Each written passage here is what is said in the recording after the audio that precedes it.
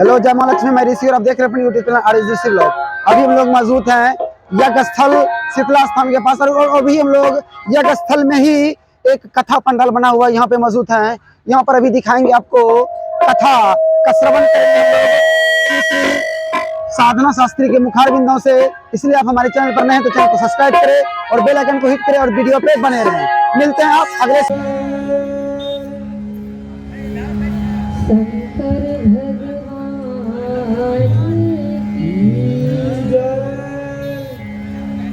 श्री हनुमान जी कृष्ण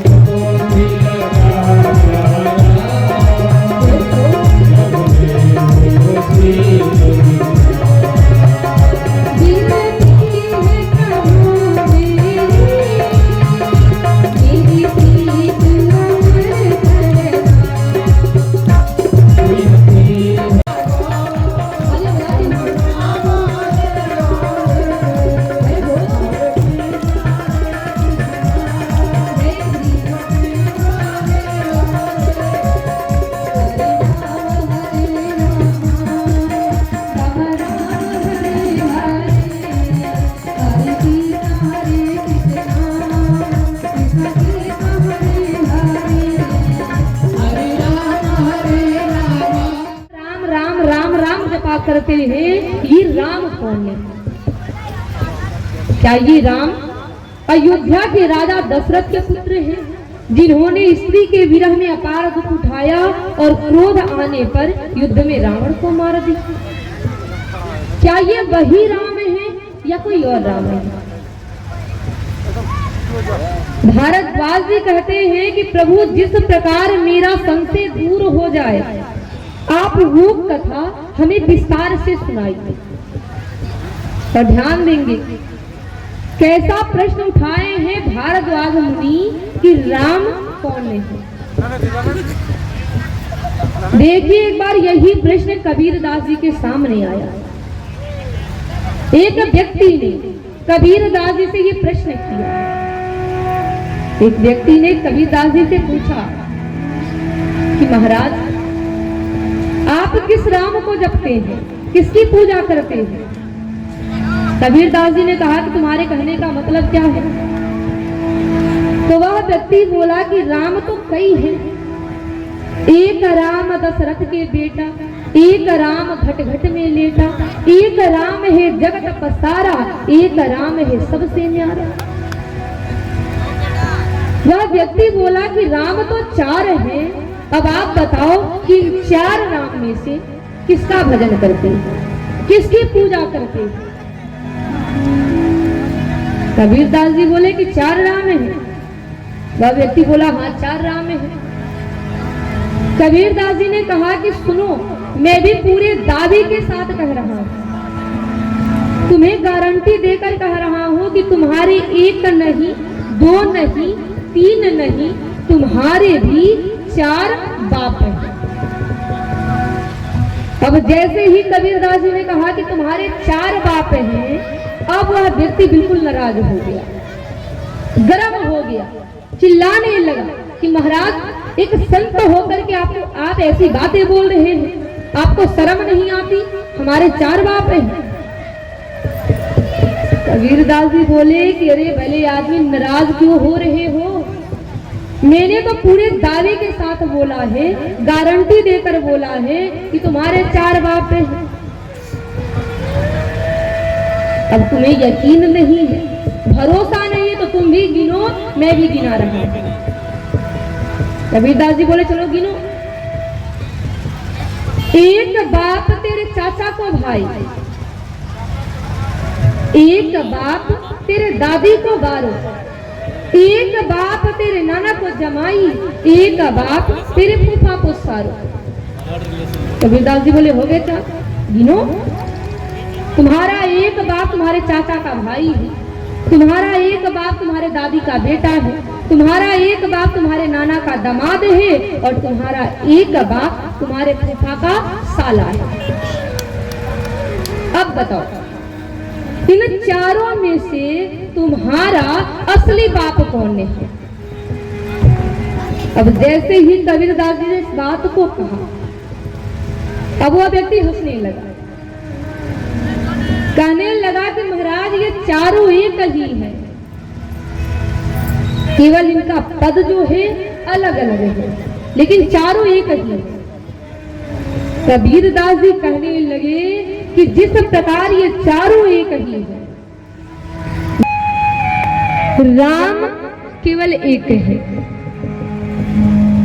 राम 10-5 नहीं हुए। कोई कहे आपके राम अलग है, हमारे राम अलग है, तो ये जान ले कि ऐसा बिल्कुल नहीं है। राम केवल एक है। ब्रह्म जब धरती पर आए, दशरथ जी के यहाँ पुत्र रूप में अवतार लिए, उन्हीं का नाम राम हुआ, और वही राम है जिनका ध्यान, जिनकी वंदना पूरा विश्व करता है। राम केवल एक है। अब देखिए यहाँ भारद्वाज जी आप दुर्लभ जी से प्रश्न करते हैं कि राम कौन है। भारद्वाज जी जानते हैं, उन्हें मालूम है, उन्हें पता है कि राम केवल एक है। भारद्वाज जी राम जी के बहुत बड़े भक्त हैं, लेकिन उन्होंने इस प्रश्न को केवल इसीलिए पूछा क्योंकि भारद्वाज जी राम कथा सुनना चाहते से कहते हैं। बाबा तुलसी लिखे हैं, राम कथा ससी किरण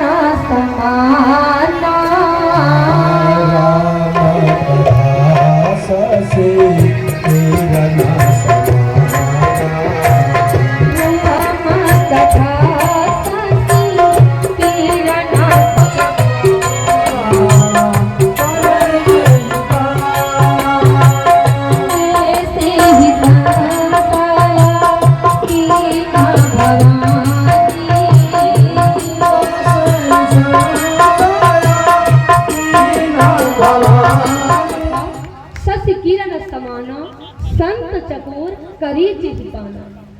ध्यान दीजिए, ये जो राम कथा है, ये कथा चंद्रमा के किरणों के समान है, जिन्हें संत रूपी चकोर सदा पान करते हैं, सदा ग्रहण करते हैं। और याज्ञवल्क्य जी भारद्वाज जी से कहते हैं कि मुनि, अगर आप राम कथा सुनना चाहते हैं तो अपने मन के कनेक्शन को भगवान के चरणों में बांधिए और ध्यान देंगे। हर वक्ता ये चाहता है, हर वक्ता की इच्छा होती है कि श्रोताओं का मन प्रभु चरणों में लगे। यदि आपका तन कथा में है, ध्यान दीजिए, अगर आपका शरीर कथा में है और मन कथा में नहीं है तो क्या होगा? या तो कथा में बैठे बैठे लोग सोने लगे,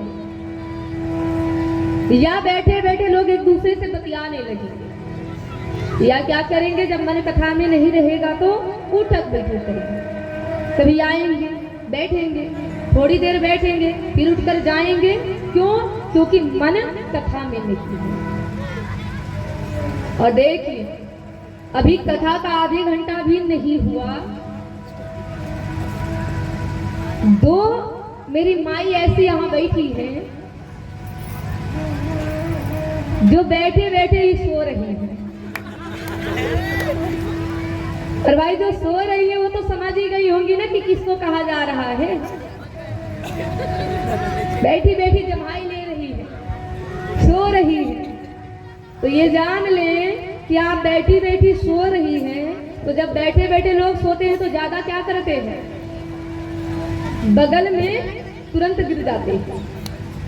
और जब गिरेंगी तो भाई बगल में भी लोग बैठे हैं, माई लोग भी बैठी हैं, आई है राम कथा सुनने।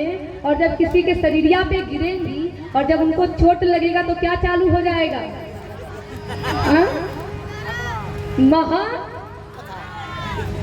महाभारत चालू हो जाएगा। तो जो सो रही है भाई जग जाएगी, जो सो रही है उनको तो पता चल ही गया होगा कि किसको कहा जा रहा है, तब जग जाएगा। नींद तभी आती है जब मन भगवान के चरणों में नहीं लगा रहता है। मेरे भाई, मन के कनेक्शन को, जो मन का तार है, मन की जो रस्सी है, आप यहाँ पर भगवान के चरणों में बांध दीजिए। क्योंकि मन बड़ा चंचल है, इधर उधर हमेशा भटकता रहता है। कोई आएगा तुरंत उसको देखेंगे, कोई जाएगा उसको देखने लगेंगे, मन विचलित होने लगेगा। तो अपने मन की रस्सी को सबसे पहले यहाँ पर लाकर रखिए। बहुत लोग तो सोचते होंगे कि मैं तो अपने घर में ताला लगाना ही भूल गए। तो ये सब सोचना बंद करें, मन की रस्सी भगवान के चरणों में बांधिए। यही बात याज्ञवल्क्य ऋषि भारद्वाज जी से कह रहे हैं कि राम कथा सुननी है तो अपने मन की रस्सी को पहले गोविंद के चरणों में, भगवान के चरणों में लगाओ।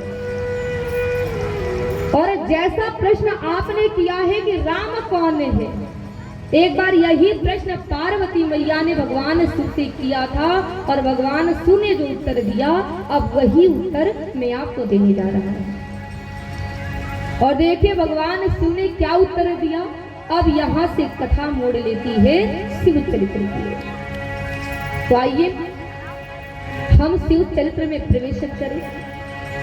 शिव चरित्र में प्रवेश करने से पहले सभी लोग एक छोटा सा भजन करेंगे, सभी लोग गाएंगे, तालियों का ताल देकर गाएंगे। और देखिए भजन इसीलिए गाया जाता है कि जो लोग सोएंगे वो भजन में जग जाएंगे, ताली बजाएंगे तो जग जाएंगे। तो सभी लोग तालियों का ताल देकर गाएंगे। कहते हैं कि संसार में जब तक हमारे साथ सुख रहता है, धन रहते हैं, पैसा रहता है, दुनिया वाले हमारा खूब आदर करते हैं। लेकिन जैसे ही जीवन में दुख आता है, कष्ट आता है, परेशानी आती है, तो दुनिया के लोग अपना रंग दिखाने लगते हैं। तो दुख में साथ कौन देता है? केवल भगवान देते हैं। इसलिए कहना है जब कोई नहीं आता मेरे राम आते हैं। और कब आते हैं? मेरे दुख के दिनों में वो बड़े काम आते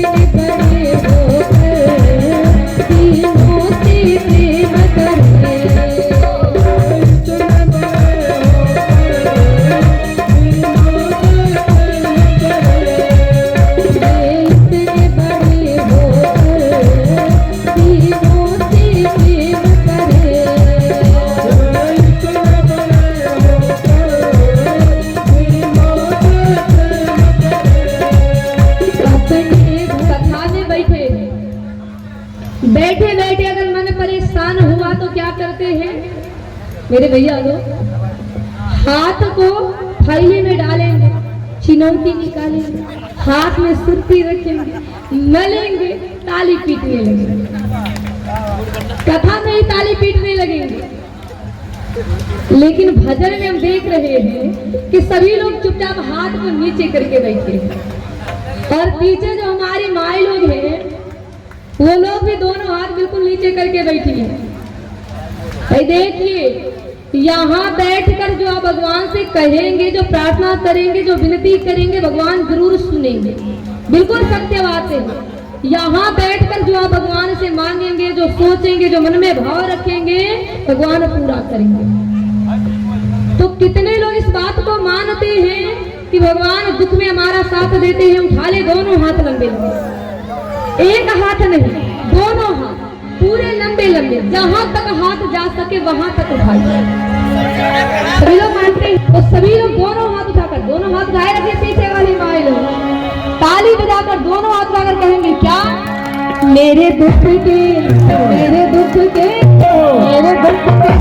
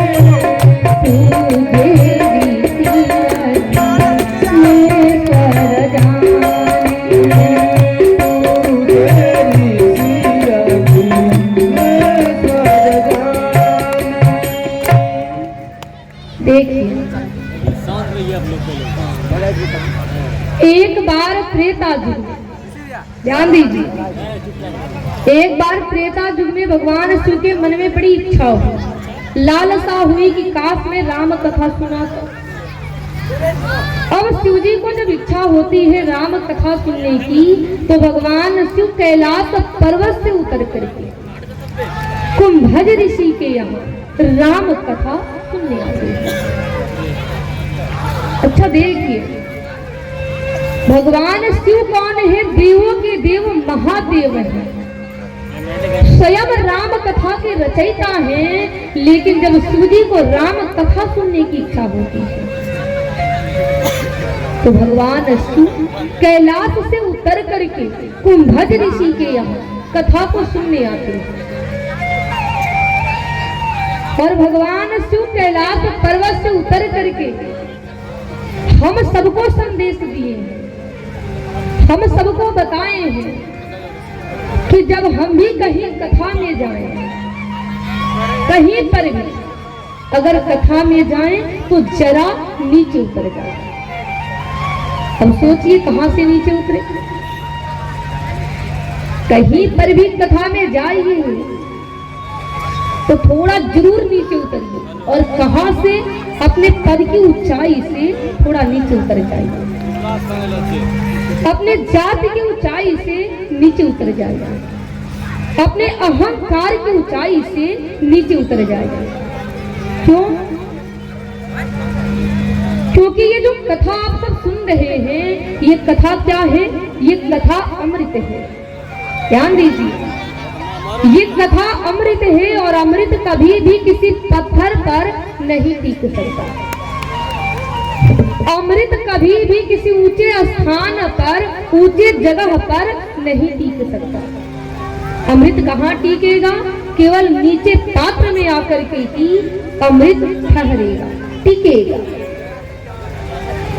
ये जो राम कथा की गंगा है, ये जो राम कथा की सरिता है, ये जो राम कथा रूपी अमृत है, जितना आप सरल पात्र बन करके आएंगे, सरलता के साथ आएंगे, ये जान ले कि ये कथा उतना ही ज्यादा आपके भीतर समाहित होगा।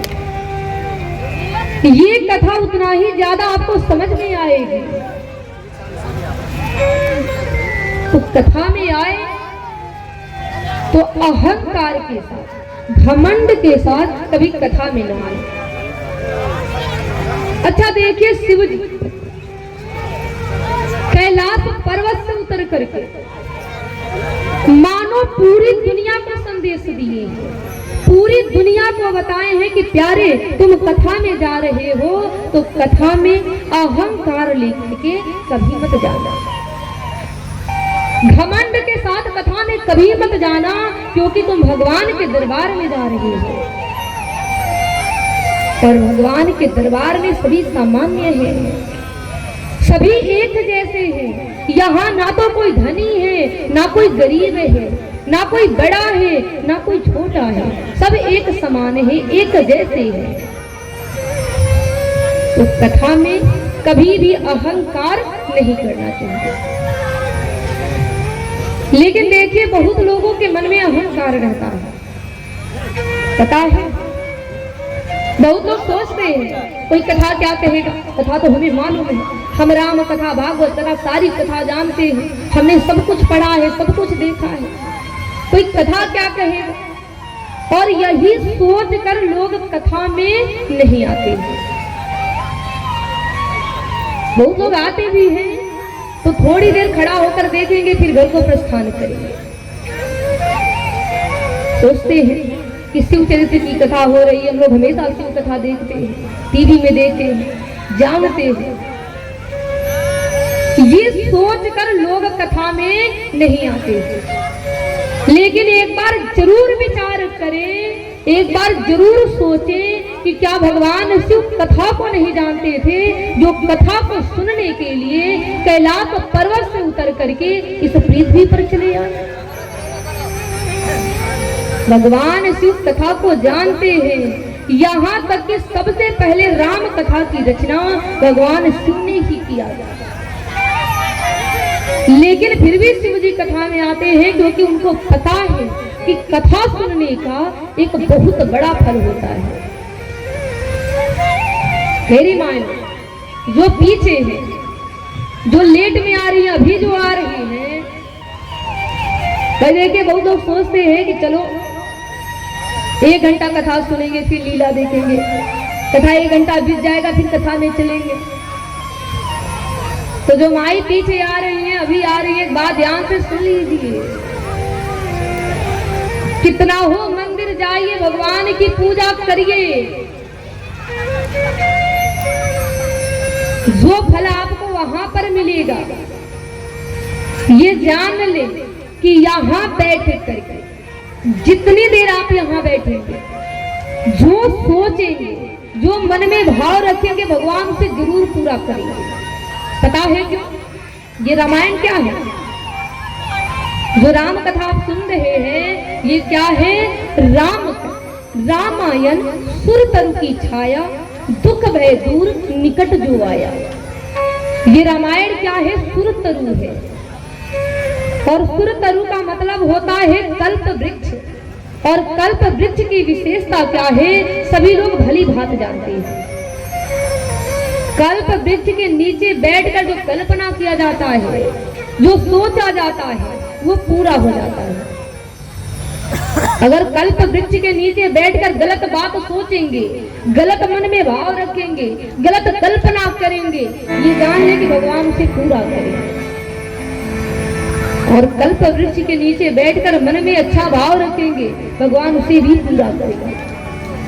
वैसे ही ये रामायण भी सूरत रूप है, कल्प वृक्ष है और हम सभी इसकी छत्र छाया में बैठे हैं। तो यहाँ बैठकर जो मन में कल्पना करेंगे, जो सोचेंगे, भगवान उसे भी जरूर पूरा करेंगे। तो यहाँ बैठकर मन में अच्छा भाव रखना चाहिए, अच्छी बातें सोचनी चाहिए और पूरी कथा को सुनना चाहिए। तो देखिए शिव जी कथा सुनने के लिए कुंभज ऋषि के यहाँ आते हैं।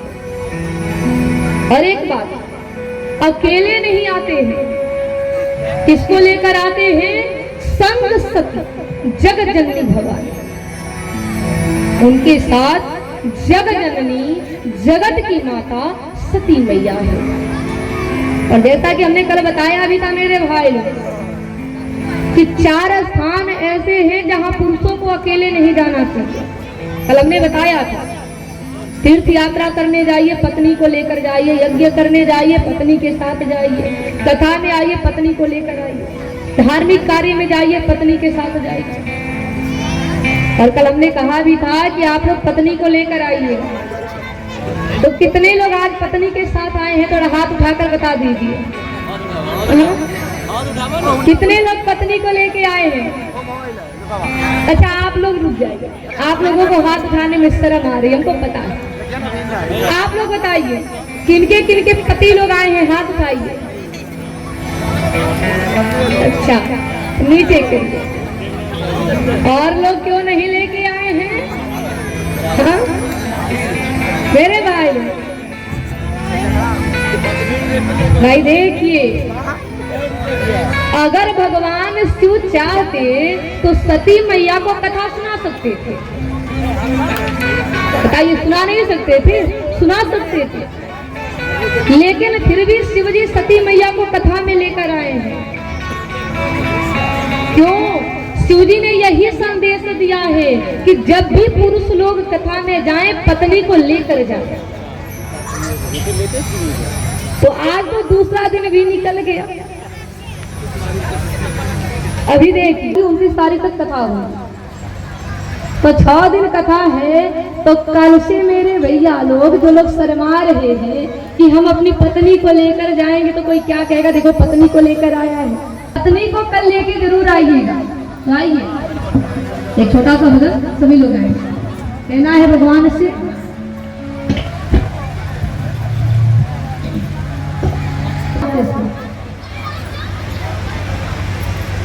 आइए सांसी का परिचय दे, थोड़ा कथा को आगे बढ़ा दे। जब शिव जी कुंभज ऋषि के यहाँ जाते हैं, कुंभज ऋषि भगवान शिव का बड़ा आदर करते हैं। अपने भाग्य की कुंभज ऋषि बहुत सराहना करते हैं, बहुत बड़ाई करते हैं, सोचते हैं कि मैं कथा तो बहुत कहता हूँ, लेकिन आज हमारे यहाँ स्वयं भगवान शिव का राम कथा मुनि पर जवानी सोनी महेश परम सुख मानी। शिव जी के कहने पर कुंभज ऋषि राम कथा करना चालू करते हैं। अब भोलेनाथ शिव जी कथा को तो बड़े प्रेम, एक साधारण व्यक्ति को सच्चिदानंद कह रहे हैं, सच्चिदानंद कहकर के प्रणाम कर रहे हैं। तो सती जी के मन में संशय हो गया, संदेह हो गया, सोचने लगी कि मेरे पति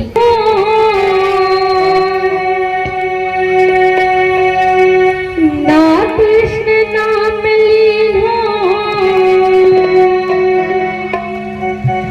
तूने भरी जवानी में, तो तू डूब के मर जा रे, तू भर पानी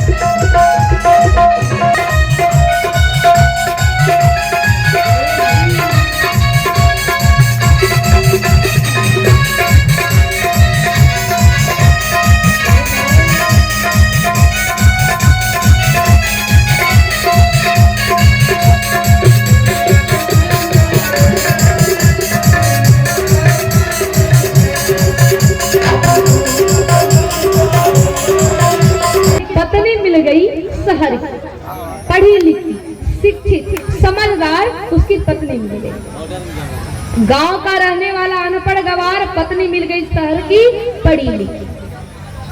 अब देखिए एक बार क्या हुआ कि उसकी पत्नी गई अपने नैहर, यानी शहर में जब गई तो अपनी सखियों से अपने पति की बड़ी प्रशंसा कर दी, बड़ी बड़ाई कर दी कि मेरे पति बड़े पढ़े लिखे हैं, बड़े समझदार हैं, बड़े होशियार हैं, पूरा बड़ाई कर दी। और देखिए माइलों का तो ये स्वभाव होता है, दिल से बताइएगा, जब नैहर जाती है तो भले ही अपनी माँ से, पिता से, भाई से, बहन से अपने पति की शिकायत कर देते हैं, लेकिन सच बताइए अपनी सखी सहेली से कोई पति की शिकायत करता है? बोलिए, नहीं करते। खूब पढ़ाई करते हैं, मेरे पति बड़े पढ़े हैं, बड़े समझदार हैं, हमको बहुत प्रेम करते हैं, हमको बहुत मानते हैं, पूरा बड़ाई करते हैं। अब वो भी बेचारी गई तो अपने पति की बड़ी प्रशंसा कर, मेरे पति बड़े पढ़े लिखे हैं, बड़े होशियार हैं, बड़े समझदार हैं। लेकिन उस बेचारी को क्या पता था कि मेरा पति एक दिन यहाँ आएगा और अपना सारा भांडा छोड़ देगा। अब देखिए एक बार गांव का रहने वाला पहुंचा शहर में, यानी ससुराल गया। और देखिए जब पहली बार दामाद आते हैं ना तो उनको बड़ा आदर किया जाता है, बड़ा उनका सम्मान किया जाता है, बड़ी सेवा की जाती है। एक गांव में कहावत भी है, पता नहीं आप लोगों को पता होगा कि नहीं, आ जाता है कि एक दिन के पता बा, एक दिन के पहुना, आ 2 दिन के फेंगुना, आ 3 दिन के केहुना। गांव में कहा जाता है अगर पहली बार दामाद आ जाए उनको बड़ा आदर किया जाएगा, बड़ी सेवा की जाएगी, दूसरी बार आ जाए उनका आदर थोड़ा कम हो जाएगा, और जब बार बार आने लगे तो मेरे भाई लोग, हमारे ख्याल से सभी लोग कई बार ससुराल गए होंगे तो आप सबने अनुभव भी किया होगा। पहली बार गए होंगे, इतनी आदर की गई होगी, इतनी सेवा की गई होगी, पूछिए मत। और अब आ जाते होंगे तो पता ही चलता होगा कितना आदर होता है। अब पहली बार गया, इसका इतना आदर किया गया, इसकी खूब सेवा की गई। और देखिए जब पहली बार दामाद आते हैं ना तो सखी सहेली सब देखने को आ जाती है, चलो देखा जाए उसका पति कैसा है, कैसा दिखता है। अब उसकी पत्नी की सब सखियां आ गई उसको देख रही। अब गांव से गया था, ट्रेन में बैठ के गया था, तो उसके स्वागत में सभी सखियां मिलकर के छोटी छोटी पूड़ी बनाने लगी।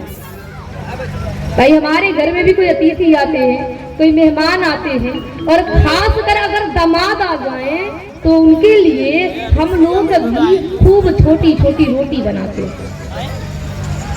अब उसके स्वागत में सब सखियां मिलकर के छोटी छोटी पूड़ी बनाने लगी, बैठा भोजन करने। अब देखिए जब भोजन करने बैठा, गांव का रहने वाला बड़ी बड़ी पूड़ी खाया था। अब जैसे ही छोटी छोटी पूड़ी देखा, सोचने लगा एक पूड़ी एक ही कवर का है, अब क्या इसके टुकड़े करूं। अब देखिए एक बार में एक पूड़ी खाने लगा। अब उसकी पत्नी की जितनी भी सखियां थी अब उसका मजाक उड़ाने लगी, हंसने लगी। पत्नी को बुरा लगा, चूल्हे के पास बैठी थी, सोचने लगी हमारी ओर देखे, हम इनको इशारा करें कि कम से कम एक पूड़ी के 2 टुकड़े तो करो। अब पत्नी यही सोच रही थी, तब तक उसका पति देख लिया। अब जैसे ही देखा उसकी पत्नी ने इशारा किया, और इशारा क्या की, पहले 1 अंगुली दिखाई, फिर 2 अंगुली दिखाई। कहने का भाव था कि एक पूड़ी के कम से कम 2 टुकड़े कर। अब उसका पति उल्टा समझ गया, सोचने लगा देखो हमारी पत्नी हमसे कितना प्रेम कर रही है, हमसे इशारा कर रही है, कितने दूर से सफर करके आए हो, क्या एक बार में एक पूड़ी खा रहे हो, कम से कम एक बार में 2 पूड़ी खाओ।